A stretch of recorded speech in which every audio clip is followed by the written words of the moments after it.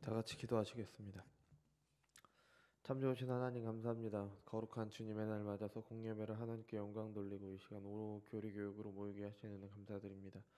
지금 저희들이 코로나가 점점 퍼지고 있는 상황에서도 이 예배를 드릴 수 있게 해주신 데 감사드리며 이제 교회나 아니면 사회나 이제 위드 코로나를 준비하고 있습니다. 우리가 그 코로나 이후의 일상을 준비하면서 교회는 앞으로 어떻게 해야 되는지 함께 고민하고 함께 해가는 저희들이 될 수 있도록 인도하여 주옵소서.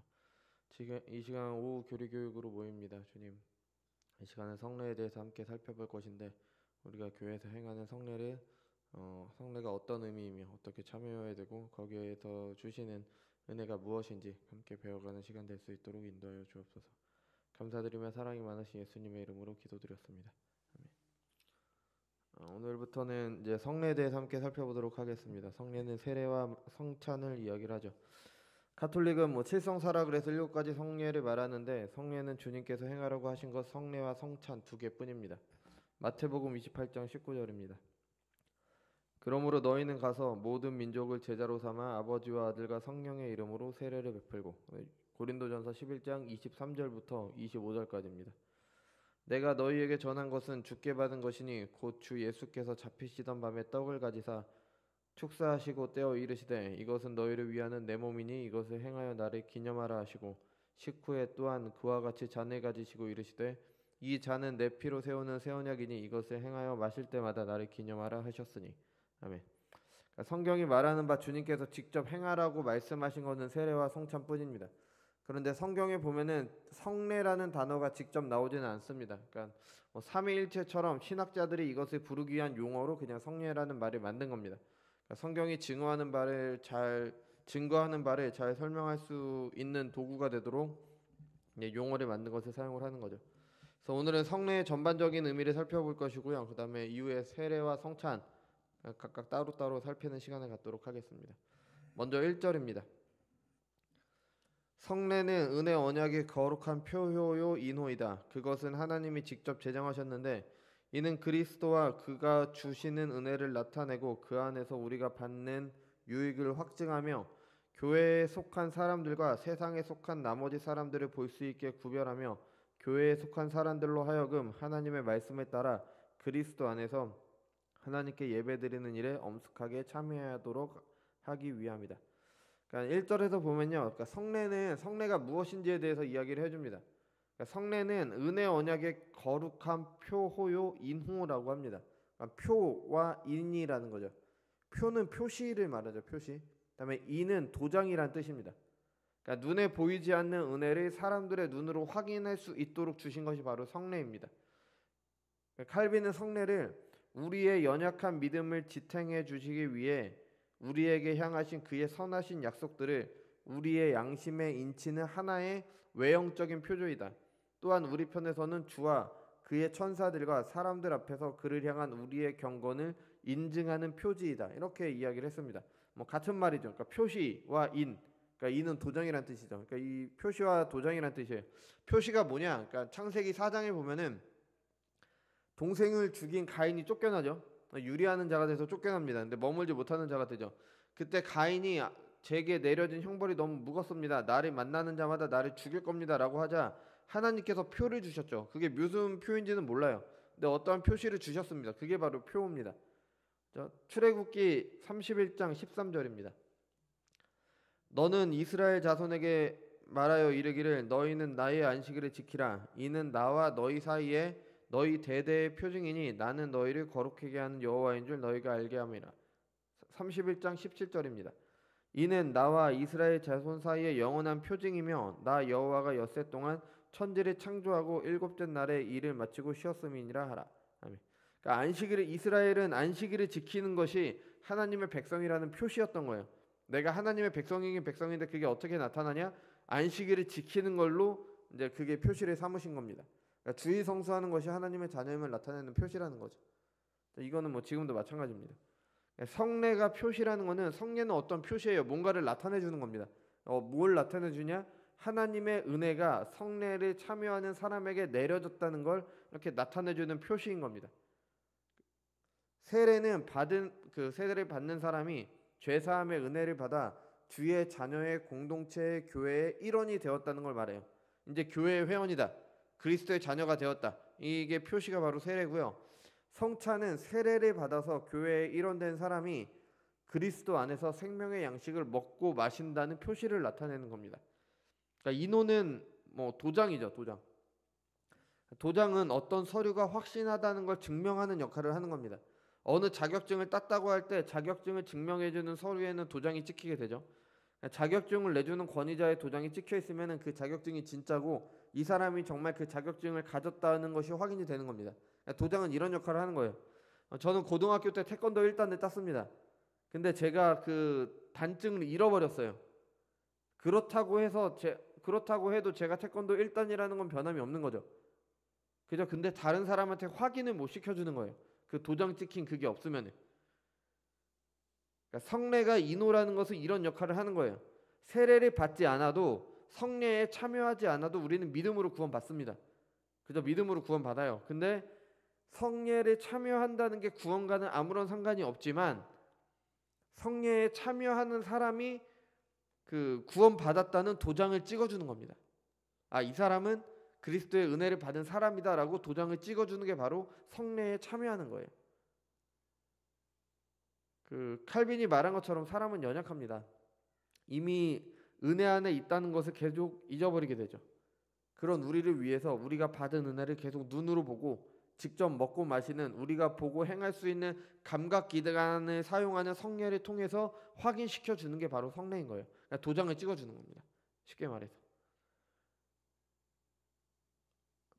성례에 참여한다는 것은 내가 은혜를 받았다는 표시이며 도장인 거예요. 이제 성례가 어떤 의미인지 아시겠죠? 그럼 물로 세례를 받을 때 하나님의 약속을 확신하고 성찬에 참여할 때 그리스도와 연합된 사람이라는 것을 확실하게 되는 겁니다. 뭐 그런 게 필요하냐? 그냥 은혜 받았으면, 은혜로 구원받았으면 됐지. 뭐 다 아는데 못하러 그걸 또 하냐? 근데 사람은 생각보다 연약합니다. 의심이 많아요. 그래서 계속 확인을 해줘야 됩니다. 그러니까 우리가 자꾸 뭘 확인하려고 하잖아요. 그것처럼 확인이 필요한 거예요. 기드온이 하나님의 말씀을 듣고 전쟁을 나갔는데 계속 확인을 하잖아요. 그 양털 마당에다가 양털 놓고 양털만 적게 해주세요. 다음 날은 양털 말고 나머지만 적게 해주세요. 뭐 그런 식으로 계속 확인을 하잖아요. 그러니까 이게 사람의 연약함입니다. 우리는 기드온한테 그럴 수 있겠죠. 하나님이 함께 하신다고 직접 말씀하셨는데 뭐가 문제냐? 그냥 나가면 되지. 근데 그게 아닙니다. 우리도 똑같이 연약합니다. 이런 우리를 위해 성례를 허락하시는 거죠. 복음서에 나오는 다른 기적들도 마찬가지예요. 주님께서 행하신 기적들을 우리는 표적이라고 불러요. 뭔가를 나타내 주는 거죠. 하나님의 말씀을 확증하기 위해 베풀어졌기 때문에 그걸 표적이라고 하는 겁니다. 그런 게 필요했던 거예요. 그게 필요합니다. 그래서 우리에게는 성례가 있는 겁니다. 성례를 통해 신자들은 그들이 받은 은혜를 직접 눈으로 보고 먹고 마시게 되는 거죠. 우리가 직접 경험하는 거예요. 그러니까 그 시간을 통해서 점점 그 은혜 받은 것을 더 확신하게 되는 겁니다. 우리의 신앙을 더 확실하게 해주며 받은 은혜가 얼마나 풍성한지를 알려주는 거예요. 우리 100번 듣는 것보다 한 번 보는 게 낫다라는 얘기 하잖아요. 그죠? 그것처럼 우리는 감각기관으로 듣는 것도 듣는 거지만 감각기관으로 확인하는 게 더 명확할 때가 있습니다. 그걸 위해서 성례를 주는 거죠. 그렇다고 성례로 믿음이 생기지 않습니다. 믿음은 말씀 선포로만 생겨납니다. 성례는 복음을 통해 생긴 믿음이 더 강하게 자라도록 하는 수단이죠. 하나님께서 허락하신 은혜의 방편입니다. 또 성례는 교회에 속한 사람들과 세상에 속한 사람들을 구분하는 표제예요. 세례를 받았냐 안 받았냐, 성찬에 참여하냐 안 참여하냐, 이렇게 구분을 해주죠. 뭐 특수한 상황이라면 성례를 못할 수도 있을 겁니다. 하지만 일반적인 경우에 성례를 행함으로 구별된 하나님의 자녀임을 확인하게 되는 거죠. 이를 통해 믿음이 더욱더 자라가고 더욱 말씀에 따라 더욱 경건하게 하나님께 예배를 드리게 됩니다. 다음 2절입니다. 매 성례마다 그 표호와 표호에 의해 의미되는 것 사이에는 영적인 관계, 즉 성례전적인 상징적 연합이 있다. 그러기에 그 표호의 명칭들과 효과들은 그 표호에 의미되는 것으로부터 나오게 되는 것이다. 다음 3절까지 읽겠습니다. 성례전이 올바르게 집행되는 때에 그 성례들에 통하여 나타나는 은혜는 그것들 안에 있는 어떤 힘에 의해서 주어지는 것이 아니며, 또한 성례의 효력은 그것을 집행하는 자의 경건이나 의사에 좌우되지 않고 성령의 사역과 그 성례에 관한 말씀에 달려있는 것이다. 그런데 그 말씀에는 성례를 집행하는 권한을 부여하는 명령과 함께 합당하게 성례를 받는 사람들에게 주어지는 은혜에 대한 약속이 포함되어 있다. 그러니까 2절과 3절은 함께 보는 게 좋죠. 그러니까 성례가 어떤 의미인지를 이제 설명해 줍니다. 2절에서 나오는 것처럼 성례전적 상징적 연합이라는 말이 성례가 어떤 건지 잘 얘기를 해줍니다. 성례전적 상징적 연합, 이게 말이 좀 어려워 보이는데요. 그러니까 쉽게 좀 설명을 드려볼게요. 세례는 물을 뿌리죠, 우리는. 그죠? 그 세례할 때 물이 뿌릴 때 그 물이 뿌려지는 것이 의미하는 것은 물로 죄가 씻어진다는 걸 상징을 하는 거예요. 나타내는 거죠. 그죠? 십자가에서 죽으신 그리스도와 함께 죽고 부활하신 주님과 함께 산다는 의미, 우리의 죄사함의 은혜를 받는다라는 의미가 그 물 뿌리는 그 세례에 있는 거죠. 베드로전서 3장 21절입니다. 물은 예수 그리스도께서 부활하심으로 말미암아 이제 너희를 구원하는 표니 곧 세례라. 이는 육체의 더러운 것을 제하여 버림이 아니요 하나님을 향한 선한 양심의 강문이라. 아멘. 그러니까 물로 세례를 베푸는 것도 성경적인 근거가 있는 겁니다. 그러니까 물로 씻는 거, 씻어서 깨끗하게 하는, 우리는 더러워지면 물로 씻잖아요. 그 물로 씻는 행위를 통해서 우리가 그리스도를 통해 죄사함을 받았다는 것을 나타내는 거예요. 또 성찬도 마찬가지죠. 떡과 잔이 직접 주님께서 주님의 살과 피라고 하셨습니다. 그래서 사용을 하는 겁니다. 그죠? 근데 예식에 사용되는 물이나 아니면 뭐 빵하고 그 포도주죠. 빵하고 포도주 사이가 그 포도주들이 어떤 신비한 효험이 있어서 그렇게 그런 일들이 일어나는 게 아니에요. 그러니까 물을 뿌린다고 실제 죄가 씻어지는 게 아닙니다.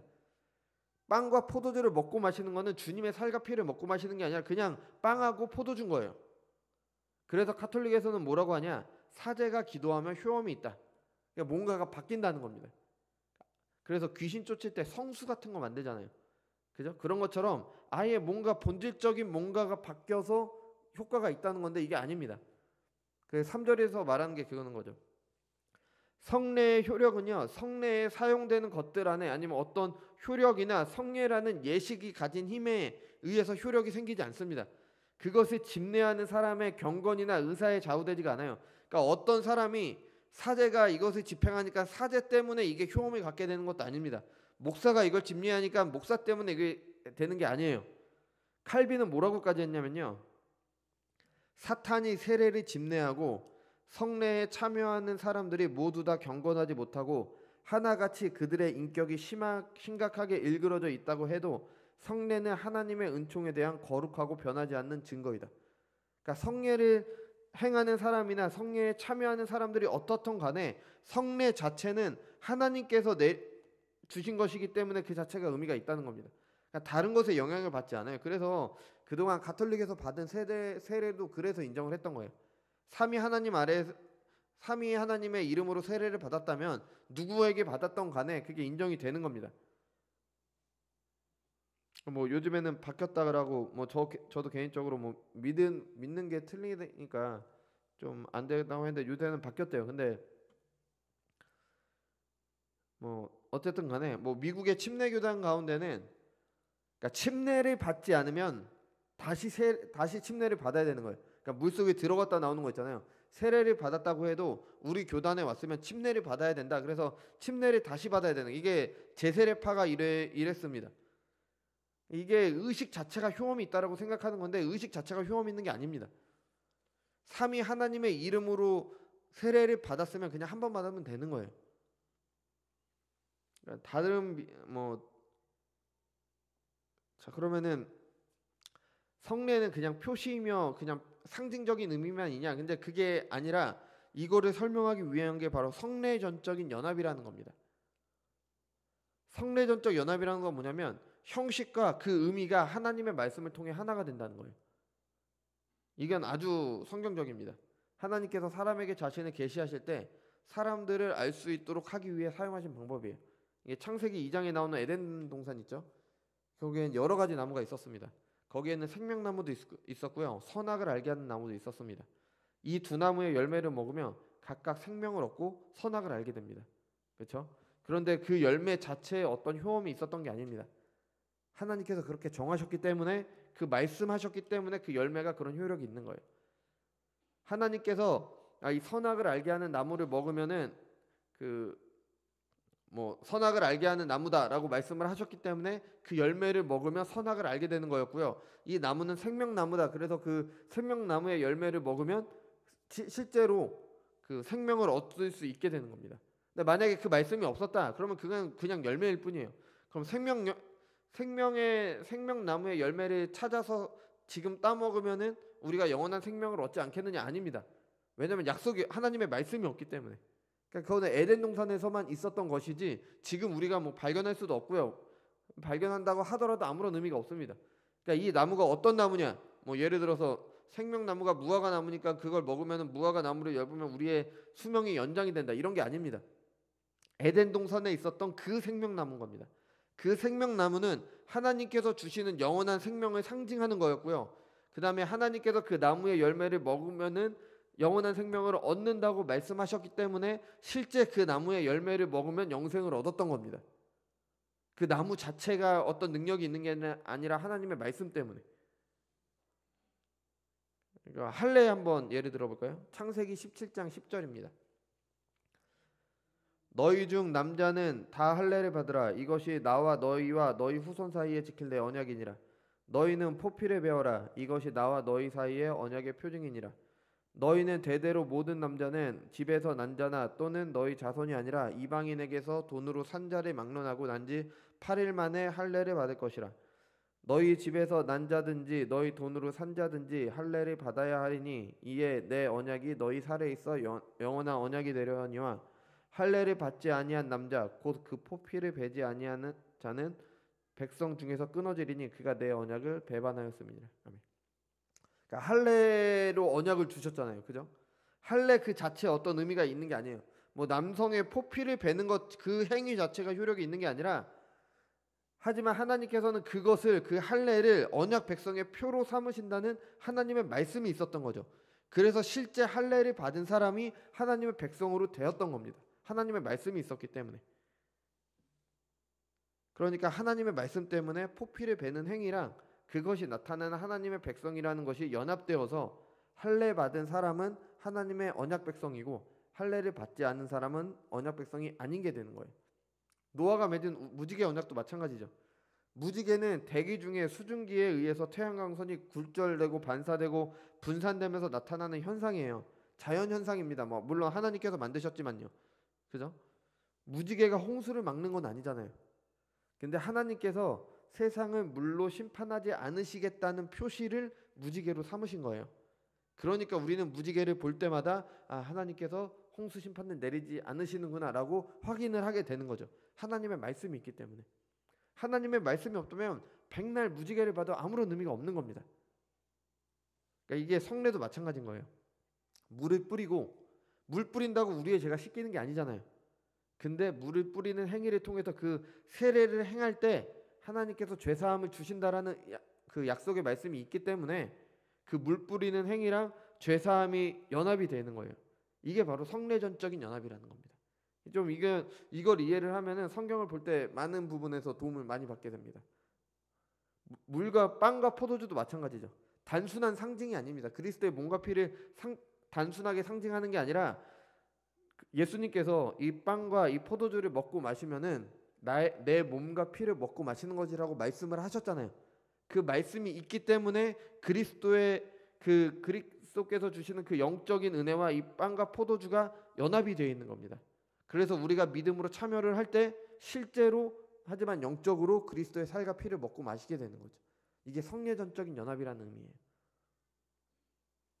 그러니까 물 뿌리는 게 그냥 아무런 의미 없는데 왜 하냐 그럴 게 아니라 거기에 하나님의 말씀이 있기 때문에 세례에 대한 하나님의 말씀이 있기 때문에 그 물 뿌리는 그 행위랑 제사함을 받은 그 은혜 받았다는 그게 하나가 되면서 그것을 나타내는 표이면서 동시에 영적으로 확인하게 되는 거죠. 이게 성례전적인 연합의 의미가 되는 거예요. 그래서 3절에서 말하는 것처럼 성례의 효력은 성령의 사역과 성례에 관한 말씀에 달려있게 되는 겁니다. 그러니까 약속의 말씀이 없다면 아무 의미가 없는 거예요. 사람에 의해 효력이 나타나는 게 아닙니다. 우리 안에 계신 성령께서 일하시기 때문에 효력이 발생하고요. 칼빈은 이렇게 말했습니다. 우리 안에 계신 성령께서 우리의 영혼을 끌어올리셔서 하나님 우편에 계신 그리스도의 몸에 우리를 접붙여 주시는 일을 한다. 이게 성례에 참여하는 자들에게 일어나는 그 성령께서 일하시는 일을 이렇게 표현을 한 거죠. 또한 그 성례는 그것이 의미하는 것이 무엇인지 말하는 말씀 때문에, 하나님의 말씀이 있기 때문에 효력이 있는 겁니다. 그러니까 세례가 무엇인지 모르고 세례를 받는 건 의미가 없습니다. 성례가 무엇인지 모르고 열심히 의식에 참여한다고 의식이 뭐 3번, 4번, 5번, 6번 이렇게 참여했다고 해서 은혜가 점점 쌓이는 그런 게 아니에요. 그냥 물 뿌리고 먹고 마시는 것뿐입니다. 근데 뭐가 있기 때문에? 그리스도의 하나님의 말씀이 있기 때문에. 히스기야 왕이 죽을 병에 걸렸을 때 히스기야 왕이 기도해서 수명을 15년 늘려주셨잖아요. 그죠? 근데 그것을 내가 이것을 무엇으로 알 수 있습니까? 히스기야가 이렇게 물어봤죠. 그것에 대한 표징으로 그림자가 10도 뒤로 물러나게 했습니다. 그죠? 그러니까 시간에 따라서 그림자의 위치가 바뀌잖아요. 그러니까 10도만큼 뒤로 물러난 거죠. 그러니까 태양의 위치가 뭐 과학적으로 말하자면 지구의 위치가 이렇게 돌았겠죠. 실제적으로는. 그죠? 근데 우리가 일어나는 현상으로 말하면 태양이 이렇게 뒤로 물러갔다라고 그렇게 표현할 수 있을 겁니다. 근데 만약에 히스기야에게 하나님께서 히스기야에게 병이 나았다라는 말씀이 없었고요. 그럼 내가 그림자를 10도 뒤로 물러나게 하겠다라는, 그것을 표징으로 하겠다라는 약속의 말씀이 없으셨다면 그림자가 그냥 뒤로 10도 물러난 거는 신기한 자연현상에 불과한 겁니다. 그냥 신기한 일이에요. 근데 하나님의 말씀이 있기 때문에 그것이 히스기야가 15년의 수명이 연장되었다는 걸 나타내는 표시가 된 거죠. 이게 성례전적인 연합이라는 거예요. 하나님의 약속의 말씀이 없다면, 성례가 무엇인지 알리는 말씀이 없다면 아무 의미가 없는 겁니다. 의미 모르고 성례에 참여한다는 것 자체가 뭐 무슨 효력이 있는 게 아닙니다. 그래서 세례 전에 세례 교육을 하는 거고, 그래서 성찬을 하기 전에 그 의미가 무엇인지 선포를 하는 겁니다. 성찬 중에도 그 의식에 담겨 있는 말씀을 선포해야 되는 거죠. 그러니까 중세 가톨릭 미사가 잘못된 것이 바로 이거예요. 모든 미사가 라틴어로 돼 있어요. 근데 라틴어는 당시 사람들이 많이 몰랐던 언어예요. 그러니까 무슨 말인지 하나도 모르는 거예요. 그냥 앞에서 쇼하는 거 보고 그냥 보고만 가는 거예요. 그러니까 믿음이 생겨날 리가 없는 거죠. 아무리 성례에 참여해도 의미를 모르니까 모르는 겁니다. 세례 받은 사람만 성찬에 참여하는 것도 이와 같은 이유예요. 세례를 받아서 그리스도에게 접붙임바 되는 사람이 아니면 성찬의 의미를 알지 못합니다. 성찬에 참여할 의미가 없는 거죠. 그래서 어거스틴은 성례를 눈에 보이는 말씀이라고 했어요. 말씀을 눈에 보이게 나타낸 것이다. 그래서 눈에 보이는 말씀이다. 개혁교회는 시청각 도구를 금지합니다. 뭐 성상이나 성화 뭐 이런 거 다 금지하잖아요. 그죠? 성상, 성화 그거 가톨릭에만 있고 교회는 없잖아요. 하지 말라 그랬어요. 왜냐하면 조각이든 그림이든 인간의 해석이 들어갈 수 없기 때문에, 그것이 하나님을 제한하고 왜곡할 수 있기 때문입니다. 교회들에서 조금씩 사용하고 있는데 그거에 대해서 우리는 좀 심각하게 신학적으로 고민을 한 다음에 사용을 해야 되는 거예요. 그런데 하나님께서 우리에게 주시는 은혜를 우리의 감각기관으로 확인할 수 있도록 주신 유일한 도구가 바로 성례인 겁니다. 그러니까 성례는 그래서 행하는 거예요. 계시의 말씀을 확증하는 역할을 하는 거기 때문에 말씀이 없다면 이제 아무런 의미가 없는 거죠. 사절이 그러면 너무 당연해집니다. 사절입니다. 그리스도 우리 주께서 복음서에서 제정해 놓으신 성례는 2가지뿐이니 곧 세례와 성찬이다. 이 중 어느 것도 합법적으로 안수받은 하나님의 말씀의 사역자인 목사 외에 아무도 집행할 수 없다. 그러니까 성례를 집례할 수 있는 사람은 말씀의 사역자인 목사뿐입니다. 성례는 그것이 의미하는 말씀 없이는 아무 의미가 없기 때문에 말씀이 없는 곳에 성례가 의미가 없으니까 당연히 말씀 선포자인 목사가 성례를 집례를 하는 거죠. 셀이니 목장이니 이런 것들 많이 하는데 그게 너무 지나쳐서 뭐 목장이나 셀 안에서 세례를 베풀고 성찬도 행하고 막 그런다고 해요. 근데 이건 성경적이지 못한 겁니다. 의식만 남은 거예요. 그 의식의 의미가 뭔지 모르고 그냥 그것만 하는 겁니다. 꼭 목사가 해야 되냐? 그런 거 율법적인 거 아니냐? 우리 자유롭게 하자. 이거 자기 소견에 옳은 대로 하는 겁니다. 말씀을 나타내기 위한 성례인데 말씀의 사역자인 목사가 해야 되는 거죠. 우리에게 왕이신 하나님이 계시기 때문에 그분의 말씀대로 해야 되는 겁니다. 다음 5절입니다. 구약의 성례들이 상징하고 표현하는 영적인 뜻은 본질적으로 신약의 성례와 동일하다. 뭐 구약에도 성례들이 있었죠. 뭐 아까 말씀드린 할례도 있었고요. 유월절도 있었고 뭐 여러 가지 절기들이 있어요. 그게 다 성례잖아요. 그죠? 근데 그것은 뭐 신약에는 이제 세례와 성찬밖에 없습니다. 그러니까 할례가 신약의 성찬이고요. 유월절이 뭐 신약의 할례가 신약의 세례고요. 유월절이 신약의 성찬입니다. 그래서 그런데 구약의 성례나 신약의 성례나 본질적인 의미는 같습니다. 뭐 차이가 있다면 구약의 성례들은 그리스도께서 임하시기 전 그리스도의 은혜를 미리 보여준 것이고요. 신약의 성례는 이미 임하신 그리스도의 은혜를 보여주는 겁니다. 그러니까 그 그리스도께서 오시기 전이냐 후냐 그 차이만 있는 거지 뭐 본질적으로는 의미는 같습니다. 골로새서 2장 17절입니다. 이것들은 장래일의 그림자이나 몸은 그리스도의 것이니라. 아멘. 그러니까 구약의 것들을 쭉 설명한 다음에 하는 말이에요. 그러니까 구약의 것들은 그림자입니다. 근데 그림자는 그림자라고 해서 아무런 의미가 없는 게 아닙니다. 왜냐하면 그림자가 있으려면 실체가 있어야 돼요. 태양이 뭔가를 비춰야지 그림자가 생기잖아요. 그러니까 그림자는 실체가 있어야지 그림자입니다. 실체가 없어서 그림자가 아니라 실체를 나타내는 그림자인 거죠. 그래서 구약의 의식들도 효력이 있습니다. 물론 그 효력은 예수님께서 오셔서 하실 일을 통해 완성이 되지만 어쨌든 효력이 있었겠죠. 성례에 참여하면 누구나 다 표를 가질 수 있습니다. 그렇다고 그 표가 나타내는 은혜도 그냥 받게 되는 것이 아닙니다. 뭐 누구나 세례에 참여하면은 세례 받았다라는 그 표시는 있잖아요. 근데 그렇다고 해서 그 표가 나타내는 은혜가 세례 받았다고 저절로 들어오는 게 아닙니다. 그러니까 성례 자체가 의미가 있는 게 아닙니다. 성례의 의미를 알고 믿음으로 참여할 때 성령의 일하심으로 그 표가 나타내는 은혜의 효력에 동참하게 되는 겁니다. 이게 성례전적인 연합이 성령의 일하심으로 일어나게 되는 거예요. 그러니까 저 나름대로는 그래서 목회를 하면서 참된 교회의 표지인 말씀 선포, 성례, 권증을 시행하려고 이제 고민을 많이 합니다. 세례든 성찬이든 마찬가지죠. 그래서 여러 좀 바꾼 것들이 있죠. 지금은 행하지 못하고 있는데 하나님의 말씀에 따라 시행하려고 노력을 했습니다. 그리고 그 의미를 알리기 위해 성찬을 집례하기 전에 그 전주에 말씀 선포도 했죠. 근데 아무리 말씀을 제대로 전하고 성경적 원리를 따라서 집행을 해도 참여하는 사람들이 믿음을 가지고 참여하지 않으면 아무런 의미가 없습니다. 성례를 통해 주시는 은혜가 있습니다. 성례는 은혜의 방편 중에 하나예요. 그러니까 우리는 그것을 통해서 믿음이 자라가야 되는 겁니다. 그러니까 앞으로 이제 세례와 성찬 우리가 성례에 대해서 배우는 것은 이게 의미를 알고 믿음을 가지고 참여해야지 그 영적으로 우리가 직접 그 은혜에 참여하는 그런 은혜를 누리기 때문에 그러니까 제대로 의미를 알고 제대로 참여를 해야 되는 겁니다. 그래서 앞으로 이제 세례와 성찬에 대해서 나누고 이제 좀 괜찮아지면 우리 정택이랑 찬혁이가 아직 학습을 못 받았죠. 그러니까 유아 세례는 받았는데 학습을 못 받았는데 지금 코로나 때문에 좀 미뤄두고 있는 거거든요. 그러니까 뭐 괜찮아지면은 바로 이제 할 거기 때문에 우리가 그리고 성찬도 이제 매달 다시 시행을 할 겁니다. 그럼 그때 우리가 세례와 성찬에 대해서 제대로 알고 이제 나눔의 말씀에 따라서 이제 제대로 참여해서 성령께서 성령을 통해 우리에게 주시는 그 은혜를 함께 누리는 우리 교회가 되길 바랍니다. 같이 기도하겠습니다. 주님 감사드립니다. 오늘은 성례의 의미에 대해서 같이 살폈습니다. 주님 성례는 그 자체가 어떤 효력이 가진 것이 아니라 하나님의 약속의 말씀이 있기 때문에 그것에 참여하는 사람들이 믿음으로 참여할 때 성령의 일하심을 통해서 우리에게 영적인 유익을 실제적인 유익과 은혜를 가져다 줍니다. 주님 우리가 성례의 의미를 바로 알고 바로 참여할 수 있도록 인도하여 주옵소서.